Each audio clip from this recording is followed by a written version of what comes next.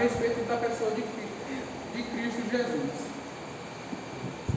Consideramos o assunto à luz dos seguintes gozos: a humanidade de Cristo, a divindade de Cristo, a união das duas naturezas em uma só pessoa. O ponto que nós vamos trabalhar aqui é a humanidade de Cristo. Os gnósticos foram os primeiros que se opuseram à realidade da natureza humana de Cristo, ensinando que a divindade entrou em Cristo durante o seu batismo e a sua... Isso na véspera da paixão, da sua paixão. Então vemos que os gnósticos foram os primeiros a negar essa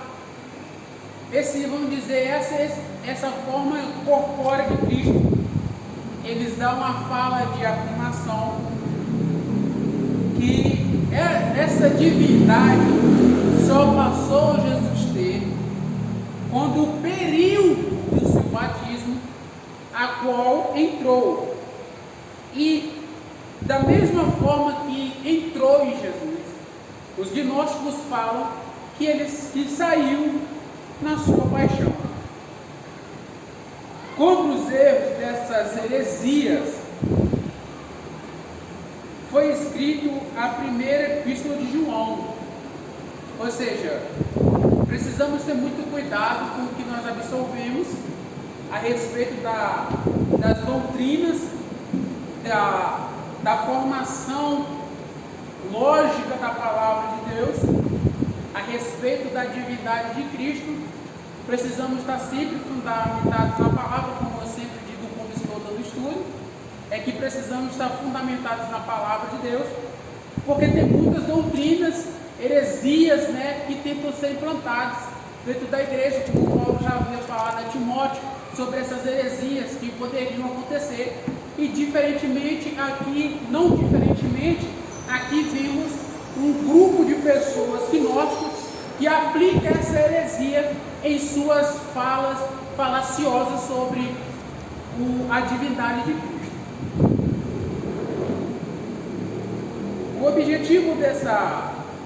Nosso objetivo desta ilustração, que assim podemos dizer, sobre Cristo,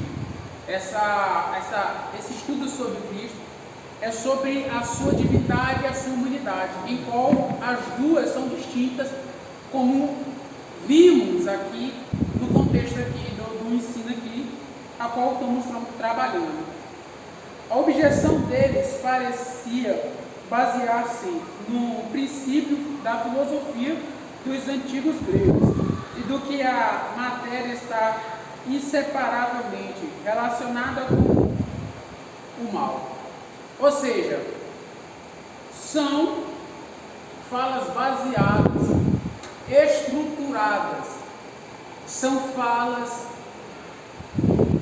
se podemos dizer, infelizes, porque elas são construídas em cima de uma filosofia. E precisamos entender que a palavra de Deus é o único caminho que nos leva a conhecer quem é Cristo e a sua divindade. A única coisa que nos dá um caminho, que nos leva a conhecer a Deus, é a palavra. E não podemos nos enganar e assumir postura de pessoas como elas tais assumiram e basear o nosso ensinamento em vãs filosofias e filosofias tiradas de pensamentos errôneos de gregos. Precisamos estar com a nossa mente focada e estabilizada na palavra de Deus, aonde é o único firmamento sólido que nós temos para poder extrair a verdade do Evangelho. Essa teoria talvez tenha levado Marcião, em meados do século II, a reformar o ensino dos gnósticos sustentando que Cristo, em lugar de nascido de mulher, desceu com a aparência de um corpo humano a Cafarnaum, para anunciar aos homens a existência do princípio do bem até então desconhecido. Então, já não basta um grupo de pessoas em seu passado se levantar com vãs teorias. Chega um homem marcião que toma para si essa ideologia, abraçando e reformando essas falas, esse ensino gnóstico, e dizendo que Cristo não é nascido da mulher, e sim ele desce do céu em sua santidade, porém em forma de um corpo humano, distorcendo totalmente o que a Bíblia ensina no livro de Mateus, aonde Jesus fala que nascido foi de uma mulher virgem, aonde não conheceu homem algum, mesmo estando noiva de José. Precisamos ter cuidado com esses ensinos, porque esses ensinos não nos aproximam de Deus, mas nos leva a questionar se a existência de Jesus Cristo é verdadeira e eficácia para nos salvar, aonde muitos já assumem a postura e não entendem mais essa construção social que nós temos da palavra de Deus, essa construção intelectual que temos da palavra de Deus, porque já se baseiam em atos filósofos e sustentações reformadas de pessoas com as suas falas não credenciadas de acordo com a palavra de Deus.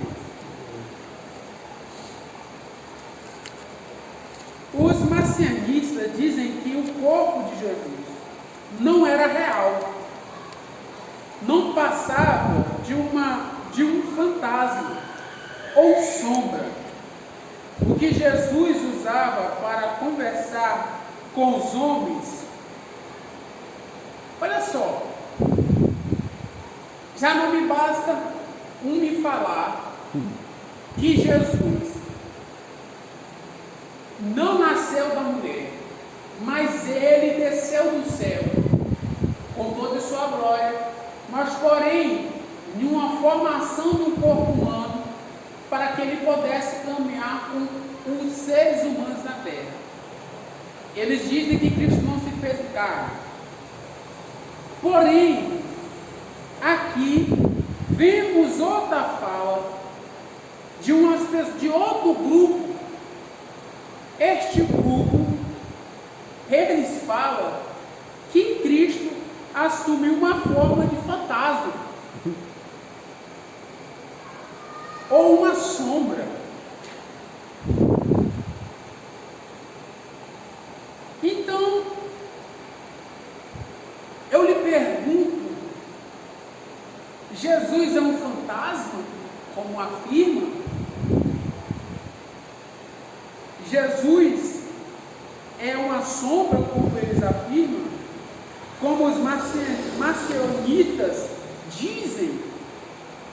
Jesus, pelo contrário, em Filipenses, em seu capítulo 2, se não me falha a memória, ele vai falar que Cristo, o mesmo sendo Deus, igual ele não teve usurpação ser igual a Deus, mas ele deixou tudo de si e desceu e se fez homem.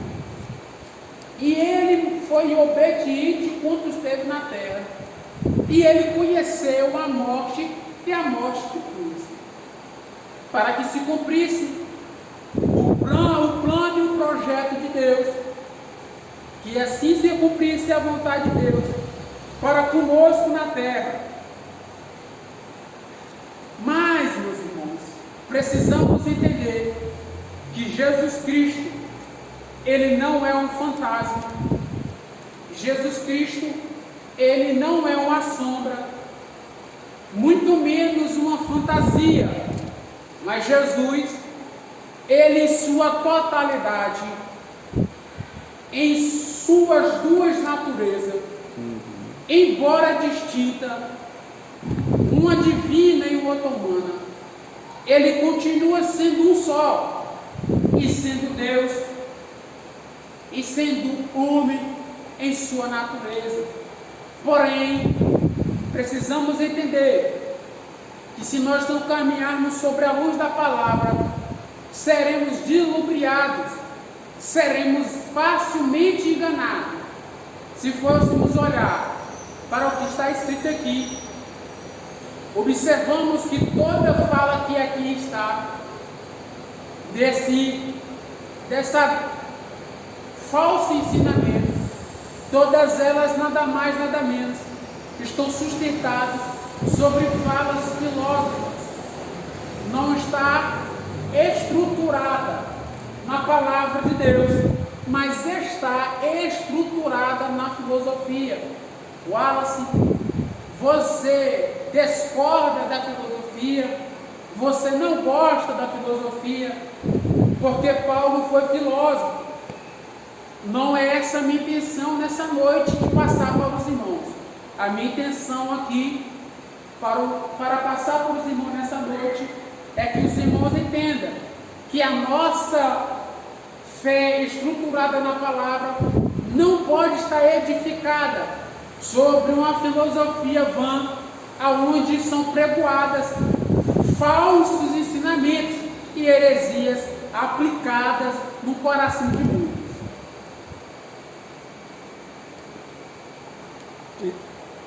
Eles insistem na fala em dizer que Jesus não assumiu a forma corpórea de um homem.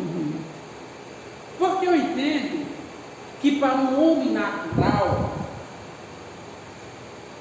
ele tenta explicar as coisas na lógica, ele tenta explicar as coisas na sua própria construção de raciocínio, ou seja, ele quer uma lógica para poder assim dar uma firmeza no que ele está falando, ou seja, ele precisa de algo sólido para que ele fale, para que ele consiga construir um raciocínio lógico em si.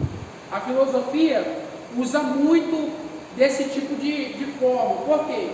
A filosofia, ela é a expressão de interrogações.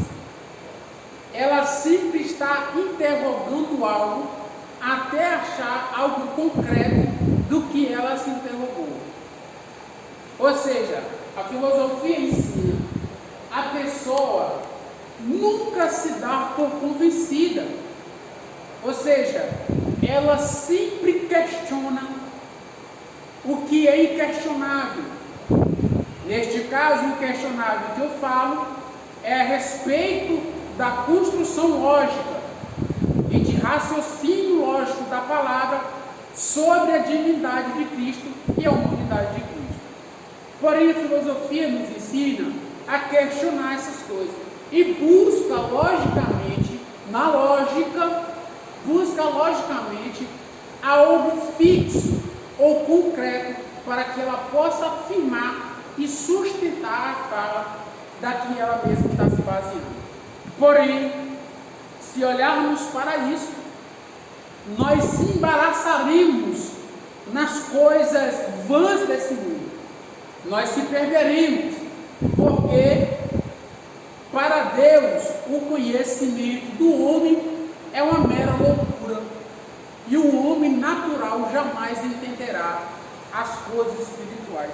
Embora as escrituras seja algo sólido e físico, mas demanda de uma fé, e uma fé espiritual, para que o próprio Espírito que inspirou o que está escrito possa explicar, ou em outras falas, possa interpretar para essa pessoa o que ela precisa saber. As diferenças transformar as diferentes formas dos gnósticos, não negavam as afirmações das Escrituras, a humanidade de Cristo, mas afirmavam que elas só existiam de forma aparente. Por isso foram chamados de docetas ou fantásticas ou fantasias. Tem muitas palavras para poder ser falado, mas mais tarde Euquinho caiu um erro semelhante, ensinando que a humanidade de Cristo foi absolvida na divindade e que seu corpo não tinha existência real. Observe que essas pessoas firmou as suas falas em seus estudos.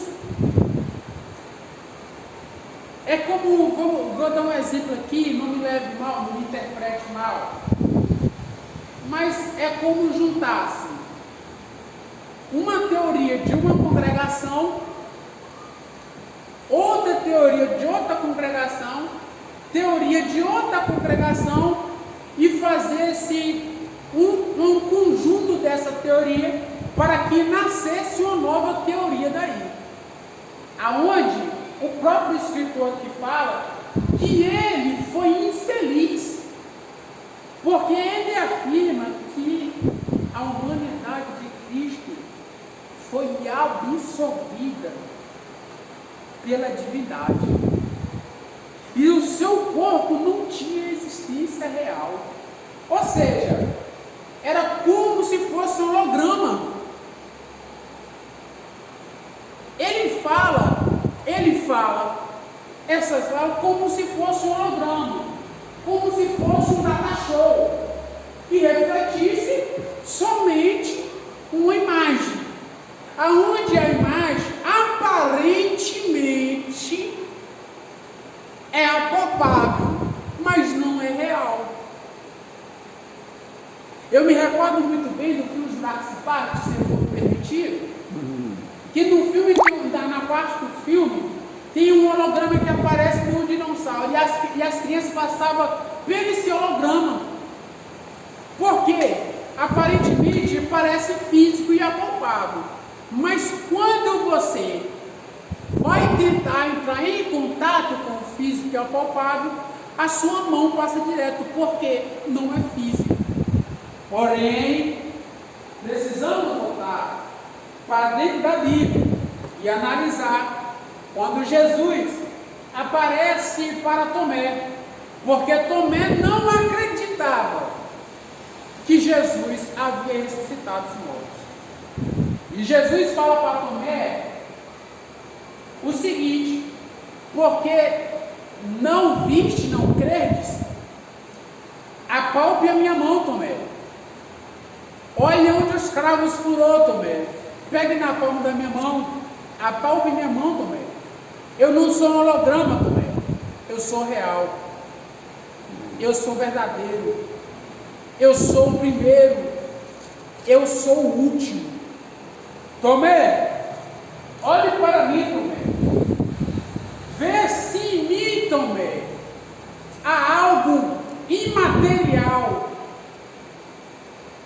Tomé reconhece que nem tudo é pelo ato de ser visto e apalpável, mas pelo ato de fé, que é uma construção de acreditar naquilo que não se vê, mas mesmo assim permanecer crendo. Ou seja, porém esse rapaz foi infeliz na sua fala, em dizer que a existência da divindade de Deus consumiu, deixou de ter um corpo material. Euquinho, ele foi infeliz. E precisamos estar atentos, porque existe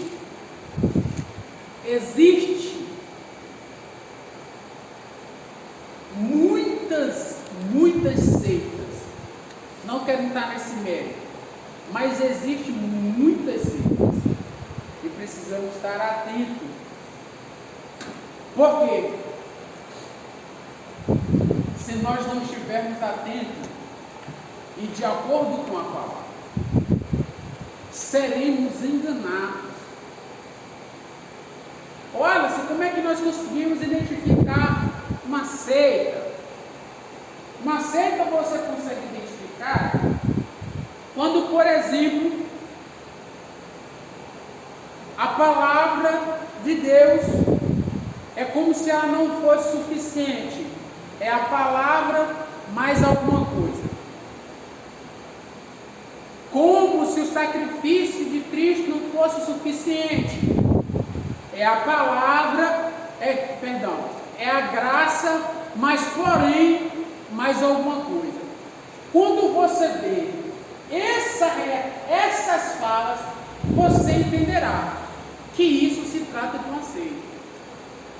Como vimos, a questão do sábado, se não guardar o sábado, que isso, que aquilo. Ou seja, demanda da salvação não é somente a graça, mas precisa guardar o sábado. Não somente a escritura, mas tem que ter mais alguma coisa. Então isso denomina seita porque invalida-se o que é a graça e o que é as escrituras. Enquanto esse grupo negava a existência real do corpo de Cristo, a heresia apolinária rejeitou a existência de uma alma humana no nosso Salvador. Ensinava que a divindade supriu o lugar dela. Portanto, uma como a outra dessas teorias negava a própria humanidade de Cristo. E ambas foram igualmente condenadas pela igreja cristã. Nós acreditamos na plena humanidade,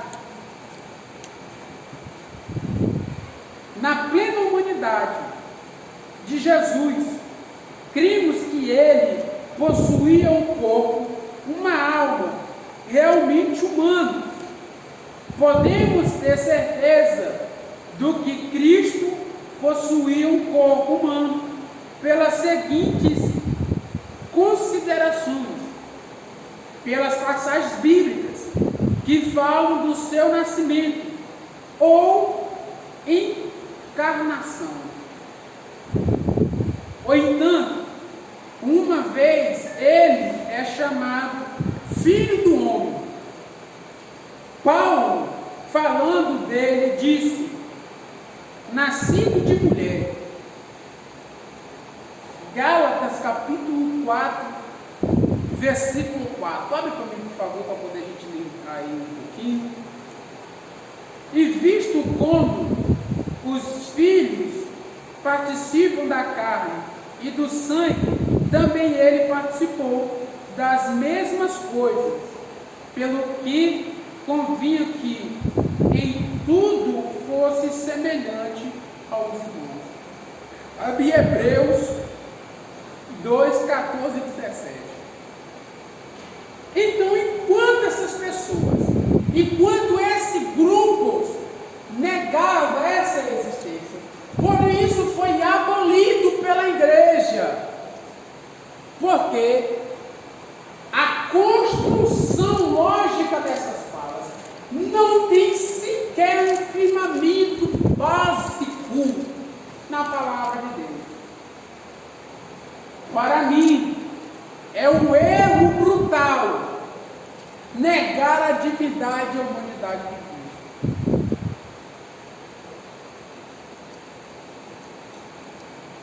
E com isso, precisamos ter cuidado, precisamos ter muito cuidado, por um motivo. Porque para que nós não associamos a essas frases. Quem achou Gálatas 4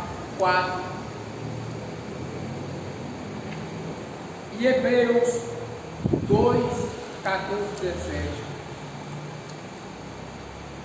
Desconstruindo, a Bíblia afirma, a sua fala, desconstruindo quaisquer tipo de ensinamento que tem tentado desconstruir a divindade e a humanidade de Cristo em um só. Mas quando chegou o tempo certo, Deus enviou o seu próprio Filho, que veio como filho de mulher humana e viveu debaixo da lei. Como que pode o camarada ter saído de uma mulher, ser gerado no útero e ser chamado de fantasma? Sim. E ter uma comparação de holograma? Me diga, se a própria Bíblia afirma que isso não é verdade. A Bíblia afirma que ele nasceu de mulher. A Bíblia fala que ele, filho do homem. Precisamos ter cuidado, precisamos refletir, precisamos entender a palavra de Deus para que nós não absorvemos essas heresias. E o pior, tentar ensinar outras pessoas tais heresias. Hebreus 2, 14 e 17.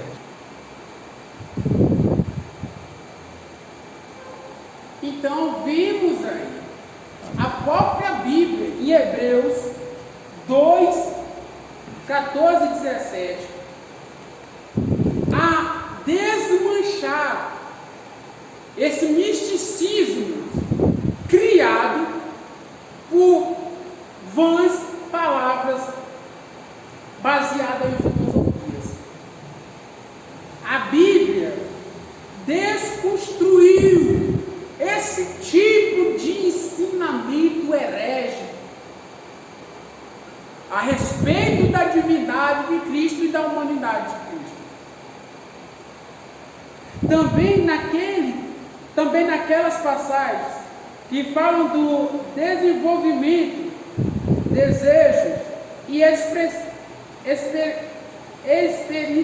experiências físicas de Jesus. E crescia Jesus em sabedoria e em estrutura. Lucas 2, 54. O autor diz que Jesus crescia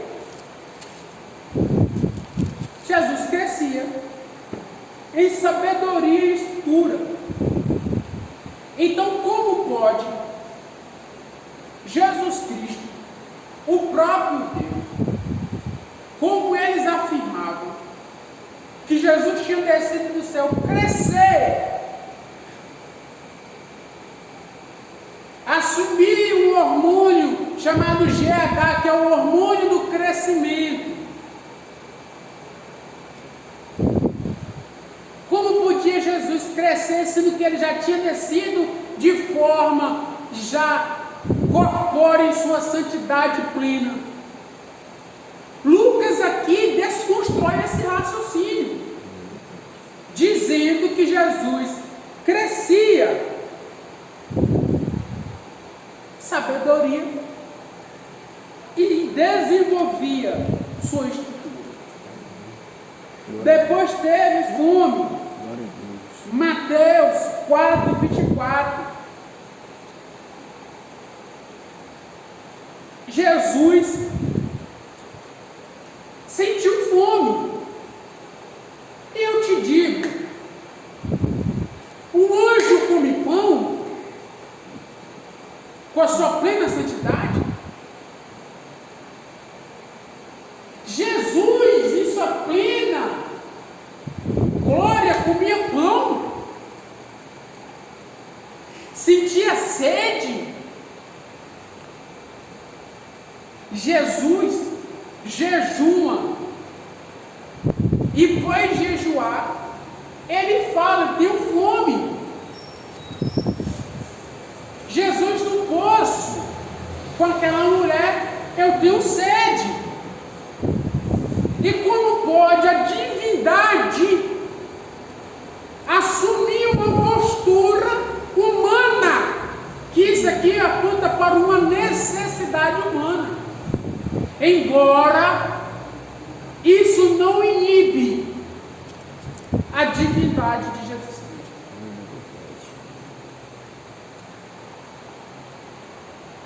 Jesus chorou. João 11,15 fala sobre a respeito de Lázaro. Jesus, pois, cansado do caminho. Todos estes detalhes, juntamente com a morte e o sepultamento dele, confirma que ele possuía um corpo suscetível às mesmas experiências que nós temos, um corpo realmente humano. Então aqui desconstrói qualquer tipo de argumento a falar que Jesus Cristo não tinha a natureza humana. Cristo possuía uma alma humana. Evidencia isso pelos fatos seguintes: uma alma humana consiste em sensibilidade, entendimentos à vontade. Logo, se defendemos que Cristo possuía sensibilidade, entendemos a vontade humana, fica claro que ele possuía uma alma humana. E quando o camarada diz que a divindade de Cristo assumiu a sua alma, ora, como é possível, sendo que o próprio texto da Bíblia Sagrada afirma que Cristo assumiu uma forma corpórea, e nessa forma corpórea habitava em um só a natureza humana e divina.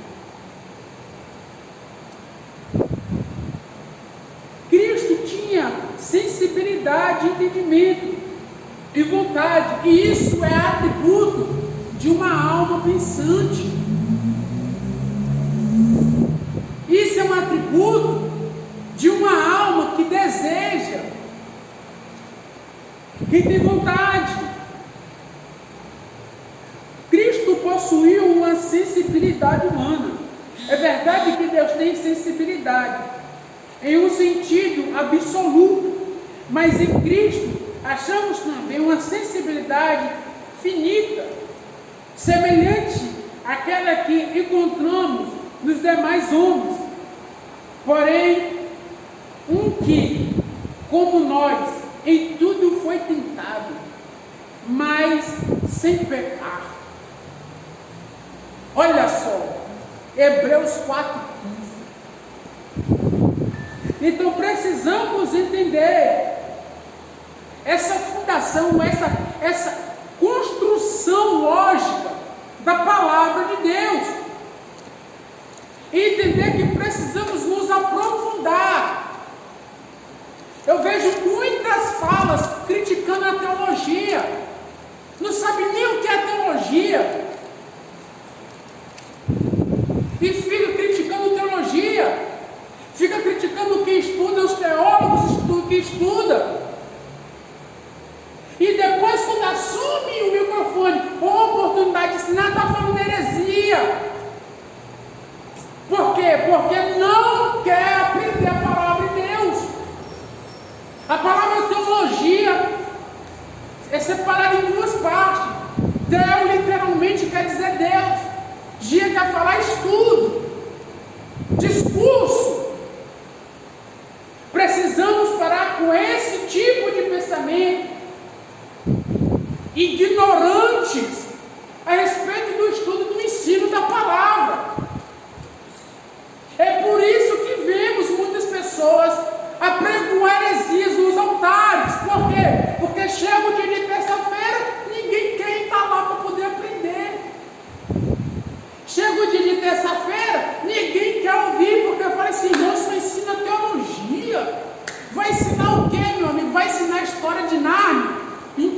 história em quadrinho, vai ensinar teologia e estudo sobre a palavra de Deus. E esse é um dos princípios que precisamos começar a caminhar no entendimento da palavra. É dar valor ao ensino teológico da palavra, para que possa se aprofundar mais. Os únicos canais pelos quais a tentação pode chegar à alma humana são pelos apetites carnais, pela imaginação que leva à presunção e ao fanatismo, pela ambição pessoal. Jesus foi sensível a todas esses canais. Por isso, em tudo foi tentado, como nós, como vemos, demonstrando no capítulo 4 do Evangelho de Mateus, ele foi tentado a cair às suas necessidades carnais, se aceitasse a proposta ilícita de Satanás. Foi também tentado pelo fanatismo e a presunção. Satanás, nada conseguindo, através desses canais, ofereceu-lhe forma de extinção e glória mudantes. Observe que o diabo foi tentar a ele. Se Cristo não tivesse essas funções humanas, a Bíblia fala que Deus não pode ser tentado. E como afirmar então que Cristo só tinha a formação divina? Se ele foi tentado, e tudo foi tentado, mas porém tudo resistiu. Precisamos ter cuidado com esses ensinos, que muitos se levantam e falam: ei, Jesus nunca foi humo, Jesus era Deus. O próprio Jesus fala: tem de bom ânimo, e eu venci o mundo. Mas calma aí, como ele venceu o mundo se ele só tinha a natureza divina? A Bíblia refuta qualquer tipo de ensinamento que vela contra o princípio da palavra. A Bíblia nos mostra o caminho de Cristo. E o próprio Cristo falou: tem de bom ânimo, eu venci as tentações do mundo. Se ele venceu a tentação do mundo de forma humana, precisamos entender, precisamos caminhar sobre essa construção lógica e entender que Deus, unido em um só corpo, possui duas naturezas, humana e divina.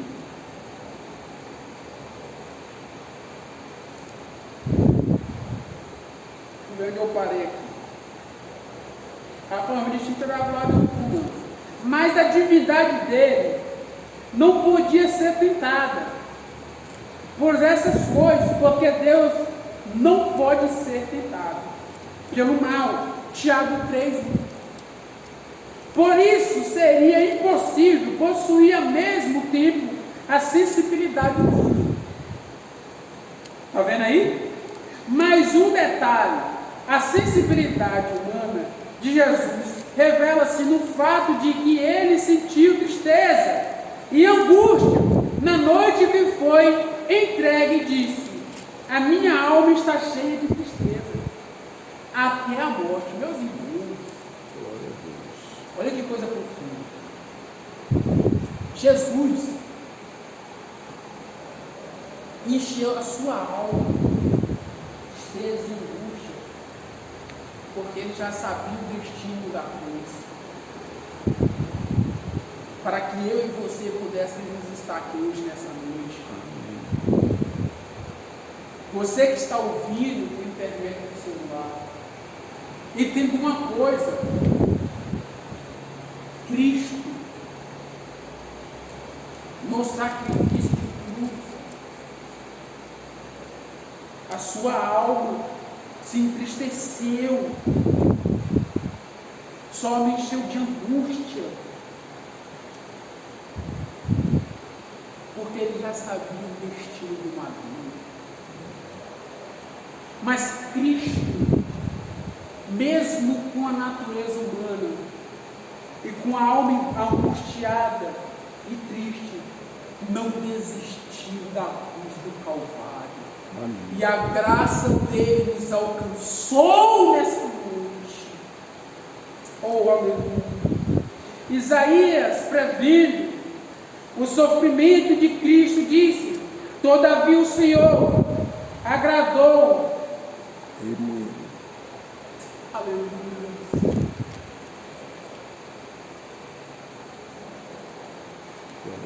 Toda a vida Jesus agradou.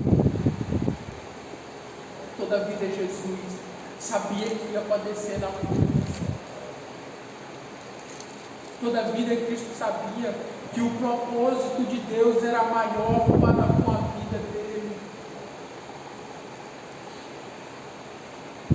Aleluia.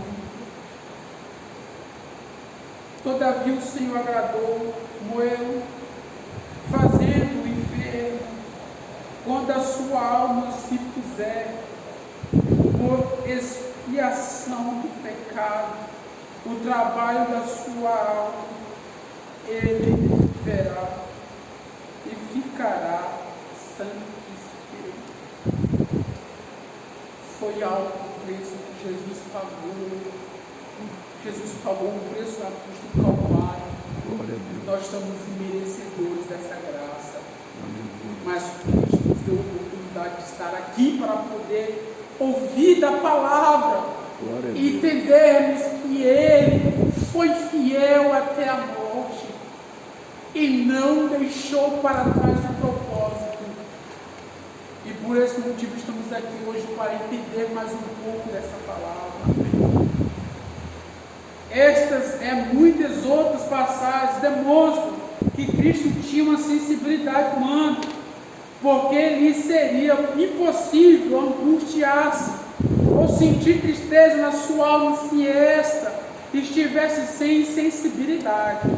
Como Jesus possuía sensibilidade humana, da mesma forma tinha um entendimento humano, contrastando-se isso na afirmação. E crescia Jesus em sabedoria, em estrutura, em graça para com Deus e os homens. Lucas 2:52. Esta passagem não pode ser aplicada ao seu entendimento ou sabedoria divinas, porque Deus é onisciente e não precisa crescer em nada. Portanto, concluímos que sua humanidade teve um entendimento finito e como tal podia crescer e desenvolver-se. No mesmo sentido, Jesus revela sua intimidade humana quando diz: mas aquele dia é a hora, ninguém sabe, nem os anjos que estão no céu, nem o Filho, senão o Pai. Amém. Jesus possuía também uma vontade humana, ainda que esta tinha sido sempre sujeita à vontade divina. Dizer: porque não busco a minha vontade, mas a vontade do meu Pai, que me enviou. João 5:30.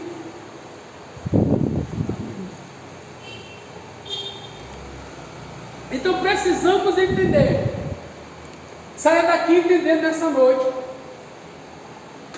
que Jesus Cristo tinha duas naturezas, porém em um corpo só. Jesus tinha uma natureza humana, porém só sujeita à divina, e assim cumpria o seu propósito. Jesus possuía também uma uma vontade humana, ainda que esta tinha sido sempre sujeita à vontade divina. Olha só, sempre teve sujeito à vontade divina. Isso é uma comprovação que a Bíblia nos traz, estruturada na palavra, que Deus tinha duas naturezas distintas, mas embora unificadas em um corpo. Porque eu desci do céu, não para fazer minha vontade, mas a vontade daquele que me enviou. João 6,38. Vemos esta vontade excitando, porque por um momento e dizendo: Pai, se queres, faça de mim este cálice. Todavia não se faça a minha vontade, mas a tua. Lucas 22, 42. Observamos que Cristo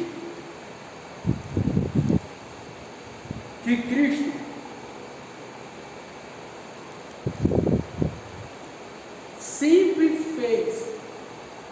Eu vou fechar no próximo, quando eu continuidade no ensino. Observamos que Cristo sempre fez a vontade de Deus. Amém. Embora as pessoas não vão entender, porque são carnais, mas nós espirituais, de acordo com a Bíblia, precisamos estar estruturados. Para quando essas heresias chegarem, nós combatê-las na palavra. Amém. Não se tornar infelizes, da mesma forma que eles se tornaram em aplicar ensinos baseados em filosofia. Torno a afirmar minha fala que eu não tenho nada contra a filosofia. É uma matéria que eu me interesso muito e me encaixo. Porém, quando se trata de edificações, se não for somente pela palavra, aí sim eu discordo da filosofia. Porque qualquer conceito da palavra tem que ser construído na palavra. O conceito da palavra não é construído em raciocínio lógico e humano, é construído na palavra. Somente a Escritura, os solas da igreja, só a Escritura, somente a Escritura, nada mais. E vou tornar a falar: quer conhecer o que é uma seita? Toda vez que ela tiver a palavra mais, que esse acrescento, fuja. É seita. Amém, meus irmãos? Amém. Que Deus em Cristo abençoe a vida de vocês. Uma honra poder estar ministrando sobre a humanidade de Cristo. Na minha próxima oportunidade, estará dando continuidade a esse ensino até se findar sobre a humanidade de Cristo. Deus abençoe a vida de vocês. Eu retorno para aqui.